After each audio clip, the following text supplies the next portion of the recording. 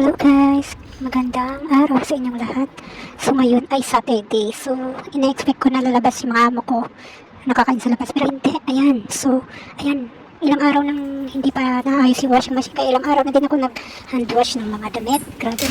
Dami kong gawain kaya in-adjust ko na lang yung mga gagawin ko. So, ayan. Pagkagising ko ng umaga ng Saturday, ay naglinis na ako dito sa loob. Pagkatapos ay nag-hand wash na ako ng mga bedsheet kasi kakapalit ko lang ng bedsheet kahapon, Friday.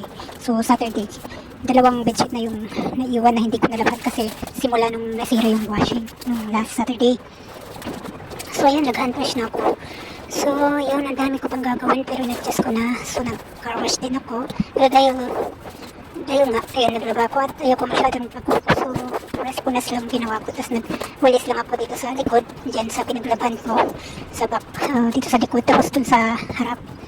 Tapos hindi na ako nagdidig kasi umulan. So, grabe. Ayan.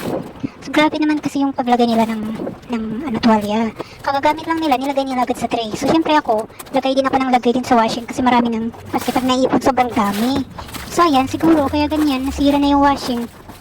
Kasi nga, so ngayon, ang ginagawa ko, sinasampay ko na lang yung tuwalya nila. Pag alam ko ng kagagamit lang.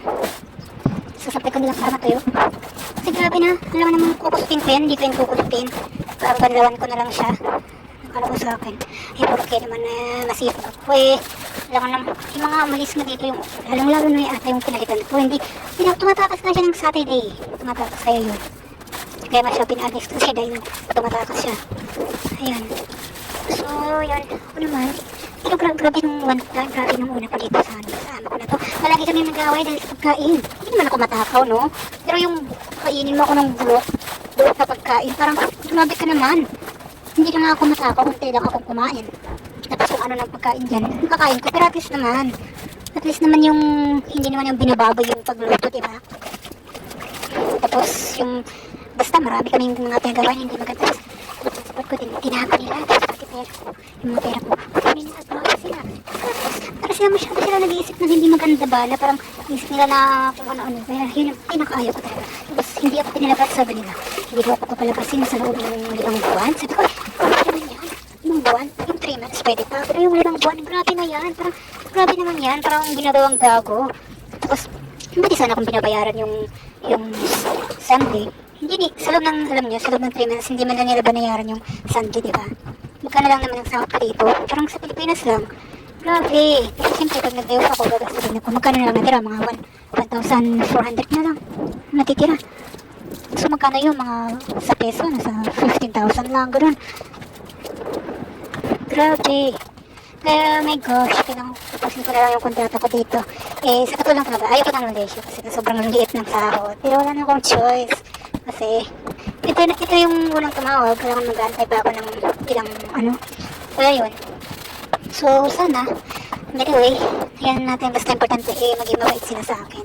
Kasi yun yung importante.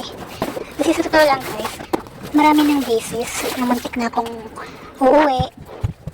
Talaga, namunang first month pa lang. Nag-away na kami kasi nga, hindi ko talaga matiis pag hindi talaga tama yung ginagawa sa akin. Talaga magre-react ako. Hindi naman ako yung pero umaaray ako. Sisigaw talaga ako pag hindi na talaga tama yung ginagawa. Hindi naman yung totally na sisigaw, pero magre-react talaga ako kasi hindi tama yun. Parang nakakaano naman yan.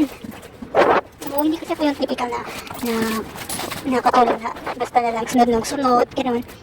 Na kahit na binubuli ba, sunod ng sunod. Hindi kasi ako yung gano'n. Parang kung hindi tama, hindi talaga tama. Gano'n. So, yun. So, mga ilang months na rin medyo naka-adjust na ng konti. Tapos, pero kahit na nung una ko dito, grabe. My gosh. Sa pagkain, yung mga walang kwentang bagay. Pag-awa yan. Grabe, tapos nabawi ko na din yung passport ko kasi gusto ko sinama ko sa kanya yung passport, gano'n. Tapos pati yung pasahod. Hawak din nila, gano'n, nung una. Pero nung una, medyo parang umuwi na ako. Sabi ko, sige, pero magpapagawa ko ng aking bank. Para ipa-iwan yung gusto ko na kunin ko na. So, ayan. So, far naman, malapit na akong mag-isang taon dito. So, sana matapos ko yung kontrato ko.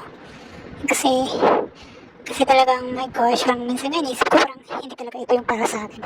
Parang di ko kaya talaga. Lalo pag kaya ko yung trabaho, pero huwag mo akong i-pressure, huwag mo akong ubusin yung lakas ko. Parang gano'n. Masipag ako. masipag ako, mabait naman ako. Pero huwag mo akong aanuhin kasi talagang magre-react ako, ganun lang. So, ayan. So, grabe talaga. Pero pag sa mga first timer na mag-travel talaga, dito sa Malaysia, masasabi ko na mas okay siya kumpara sa Hong Kong or sa Singapore. Kasi kapag hindi ka sinerte sa amo mo, wala. Hindi ka pagsasagaan, tapos hindi ka bibigyan ng chance, ganun. So, yun lang. Eh, sa akin kasi, anytime, parang kahit ano mangyari, siyempre, tatanggapin ko kung sakali na mapapawi. Sa totoo lang, dati nagsisisi ako nung iniwan ko ang Singapore, pero habang rinireview ko yung mga nangyari, parang sabi ko, parang hindi na talaga, parang hindi ko kakayanin. Kasi sobra na talaga, parang mababaliw talaga ako, pag hindi ako balis. So, yun. Meron naman yung iba, may isa ako naging amo na may naging amo ko na okay naman, parang konting adjustment lang, parang magkaintindihan, pwede naman pag-usapan, ganun. Pero siguro kaya ako umalis kasi hindi ko talaga siya kaya. Ganun lang naman. Sa akin kasi, kung hindi para sa akin, at kung hindi talaga magpabuti sa akin, tatanggapin ko na lang na tatanggapin ko, pero hindi ako susuko. Hindi ibig sabihin na tapos na. Siyempre, susubok pa rin ako, ganun. Grabe talaga yung pinagdaanan ko sa Singapore, grabe as in talaga. Pero grabe, hindi talaga ako sumuko. Hindi ako sumuko talaga, guys. So, ayun. So, ayun, kaya ako bumili ng iPhone. Kasi, reward ko sa sarili ko. At kinagamit ko sa aking, sa aking content, create ko content, ganun. So, by the way, ayun na. So, bukas mag-reflect ako. Kaya, ayun, ito lang.